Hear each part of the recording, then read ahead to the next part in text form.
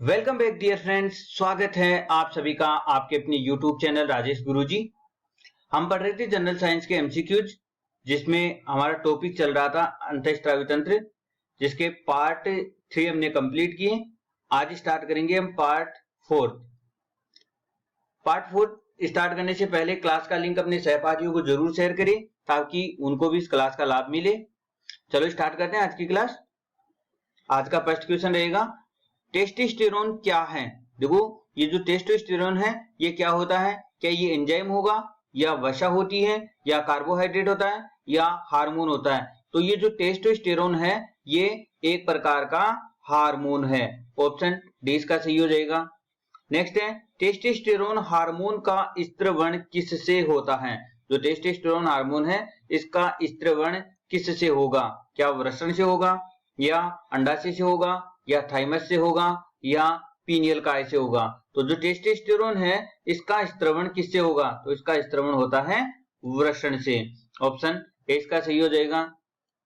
Next है, वृषण की किन कोशिकाओं द्वारा टेस्टोस्टेरोन हार्मोन स्रावित होता है? देखो, टेस्टोस्टेरोन वृषण से स्रावित होता है और वृषण की कौन सी कोशिकाओं से स्रावित होगा ये बताना हमें। क्या ये कार्पस ल्यूटियम से होगा, या ग्रेफियन पुट्टिका से होगा, या अंतराली कोशिका से होगा, या बीटा कोशिकाओं से होगा? तो जो वृषण की किन कोशिकाओं से टेस्टोस्टेरोन, ये हो जाएगा अंतराली कोशिकाओं से स्रावित होता है। ऑप्शन सी इसका सही हो जाएगा। नेक्स्ट है, किस हार्मोन को पुरुष विकास हार्मोन कहते हैं? तो किस हार्मोन को पुरुष विकास हार्मोन कहते हैं? क्या प्रोजेस्टेरोन को बोलेंगे, या एस्ट्रोजन को बोलेंगे, या एंड्रोजन को बोलेंगे, या सभी को बोलेंगे? तो किस हार्मोन को पुरुष विकास हार्मोन कहा जाता है? तो ये हो जाएगा एंड्रोजन। ऑप्शन सी इसका सही हो जाएगा।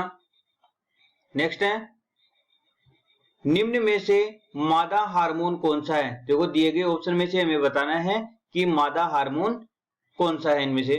क्या एस्ट्रोजन है, या प्रोजेस्टेरोन है, या रिलैक्सिन है, या सभी हैं? तो हमें बताना है मादा हार्मोन। तो निम्न में से मादा हार्मोन कौन सा है? तो एस्ट्रोजन ये भी मादा हार्मोन है, प्रोजेस्टेरोन ये भी मादा हार्मोन है, और रिलैक्सिन ये भी मादा हार्मोन है। तो उपरोक्त सभी मादा हार्मोन है। ऑप्शन डी इसका सही हो जाएगा।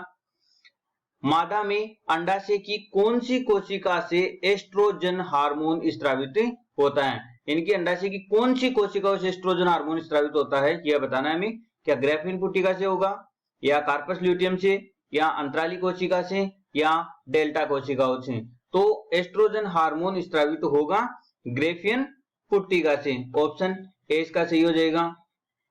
नेक्स्ट है, निम्न में से कौन सा हार्मोन नारी विकास हार्मोन के रूप में जाना जाता है? तो हमें बताना है कि नारी विकास हार्मोन कौन सा है। क्या प्रोजेस्टेरोन है, या एस्ट्रोजन है, या एंड्रोजन है, या रिलैक्सिन है? तो नारी विकास हार्मोन होता है एस्ट्रोजन। ऑप्शन बी इसका सही हो जाएगा। नेक्स्ट है, प्रोजेस्टेरोन हार्मोन किस कोशिका से उत्पन्न होता है? देखो, प्रोजेस्टेरोन जो हार्मोन है वो किस कोशिका से स्रावित होगा या उत्पन्न होता है?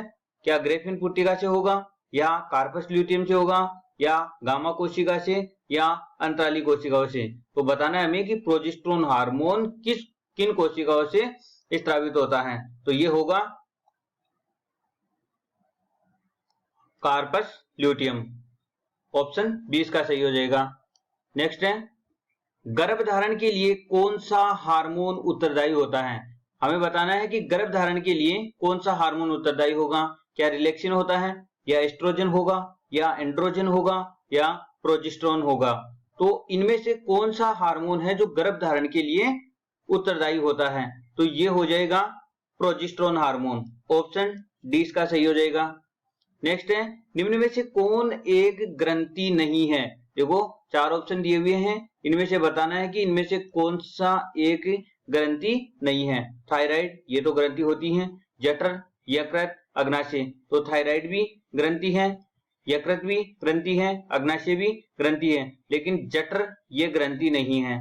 तो ऑप्शन 20 का सही हो जाएगा। नेक्स्ट है, गाय और भैंस के थनों में दूध उतारने के लिए कौन सा हार्मोन दिया जाता है? देखो, गाय और भैंस के थनों में दूध उतारने के लिए कौन सा हार्मोन दिया जाता है? क्या सोमेटोट्रोपिन दिया जाएगा, या ऑक्सीटोसिन दिया जाएगा या इंटरफेरोन दिया जाएगा या इंसुलिन दिया जाएगा। तो गाय और भैंसों के थनों में दूध उतारने के लिए ऑक्सीटोसिन के इंजेक्शन, ऑक्सीटोसिन हार्मोन के इंजेक्शन दिए जाते हैं। तो ऑप्शन बी इसका सही हो जाएगा। नेक्स्ट है, थायराइड ग्रंथि से थायरोक्सिन स्त्रावित करने के लिए कौन सा हार्मोन सहायक होता है? जो थायराइड ग्रंथि है इससे थायरोक्सिन स्त्रावित करने के लिए कौन सा हार्मोन स्त्रावित होगा?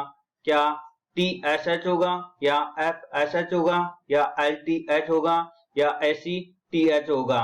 तो थायराइड ग्रंथि से थायरोक्सिन स्त्रावित करने के लिए TSH, थायराइड स्टिमुलेटिंग हार्मोन सहायक होता है। तो ऑप्शन ए इसका सही हो जाएगा। नेक्स्ट है, ऑक्सीटोसिन हार्मोन स्त्रावित करने वाली ग्रंथि कौन सी होती है? तो जो ऑक्सीटोसिन हार्मोन है वो कौन सी ग्रंथि से स्त्रावित होता है ये हमें बताना है। क्या पीनियल काल से होगा या पीयूष ग्रंथि से होगा या एड्रिनल ग्रंथि से होगा या अंडाशय से स्त्रावित होगा? तो ऑक्सीटोसिन है वो पीयूष ग्रंथि से स्त्रावित होता है। ऑप्शन बी इसका सही हो जाएगा।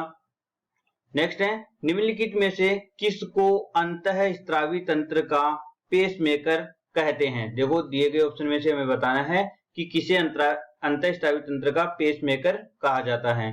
क्या थायरोक्सिन को बोलेंगे या कैल्सिटोनिन को या इंसुलिन को या एड्रिनलिन को? तो अंतःस्त्रावी तंत्र का पेसमेकर कहा जाता है थायरोक्सिन को।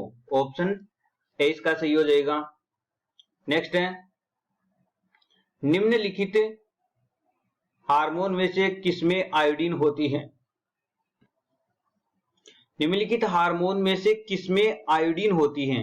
तो हमें बताना है कि कौन से हार्मोन में आयोडीन होती है। क्या टेस्टोस्टेरोन में आयोडीन होती है या एड्रिनलिन में आयोडीन होती है या थायरोक्सिन में आयोडीन होती है या इंसुलिन में आयोडीन होती है? तो दिए गए ऑप्शन में से हमें बताना है कि किस में आयोडीन होती है। तो थायरोक्सिन जो होता है इसमें आयोडीन की मात्रा पाई जाती है। तो ऑप्शन सी इसका सही हो जाएगा। नेक्स्ट है, निम्नलिखित में से कौन सी एक अंतःस्त्रावी ग्रंथि पीयूष ग्रंथि से स्वतंत्र कार्य करती है? देखो कौन सी ऐसी ग्रंथि है जो पीयूष ग्रंथि से स्वतंत्र कार्य करेगी? क्या अवटु ग्रंथि या जनन ग्रंथि या अधिवृक्क ग्रंथि या परा अवटु ग्रंथि? तो ये हो जाएगी इसकी परा अवटु ग्रंथि है, ये पीयूष ग्रंथि से स्वतंत्र कार्य करती हैं। तो ऑप्शन डी इसका सही हो जाएगा। नेक्स्ट है, निम्नलिखित में से कौन सी ग्रंथि वृद्धावस्था में विलुप्त हो जाती है? देखो निम्न में से कौन सी ग्रंथि है जो वृद्धावस्था में विलुप्त हो जाती है? कौन सी? थायराइड या थाइमस या पैराथायराइड या पीयूष ग्रंथि? तो इनमें से कौन सी ग्रंथि है जो वृद्धावस्था में विलुप्त हो जाती है? तो ये हो जाएगी थाइमस ग्रंथि। ऑप्शन बी इसका सही हो जाएगा। नेक्स्ट है, रक्त दाब का नियंत्रण कौन करता है? देखो रक्त दाब का नियंत्रण कौन सी ग्रंथि के द्वारा किया जाएगा? क्या अधिवृक्क ग्रंथि करेगी या अवटु या थाइमस या पीत पिंड के द्वारा? तो रक्त दाब का नियंत्रण करती है अधिवृक्क ग्रंथि। ऑप्शन ए इसका सही हो जाएगा। नेक्स्ट है, वयस्क अवस्था में थायराइड के अल्प स्त्रावण में कौन सा रोग हो जाता है? देखो थायराइड के अल्प स्त्रावण में कौन सा रोग हो जाएगा हमें बताना है। तो क्या एडिशन रोग हो जाएगा? एडिशन रोग या मिक्सिडीमा या बांझपन या जड़ वामनता? तो कौन सा रोग हो जाएगा? तो इसका हो जाएगा मिक्सिडीमा। ऑप्शन बी इसका सही हो जाएगा। नेक्स्ट आज का लास्ट क्वेश्चन और इस टॉपिक का भी लास्ट क्वेश्चन रहेगा आज। महाकायता या अग्रतिकायता किस कारण होती है? तो हमें बताना है कि महाकायता और अग्रतिकायता किस कारण से होती है। क्या पिट्यूटरी के अल्पस्त्रावण से होगा या पिट्यूटरी के अतिस्त्रावण से या थायराइड के अल्पस्त्रावण से या थायराइड के अतिस्त्रावण से? तो ये हो जाएगा पिट्यूटरी के अतिस्त्रावण से। ऑप्शन बी इसका सही हो जाएगा। ठीक है, आज के लिए इतना ही। नेक्स्ट वीडियो से हम नया टॉपिक लेंगे। वीडियो अच्छा लगे तो लाइक शेयर और सब्सक्राइब करना ना भूलें। Thank you.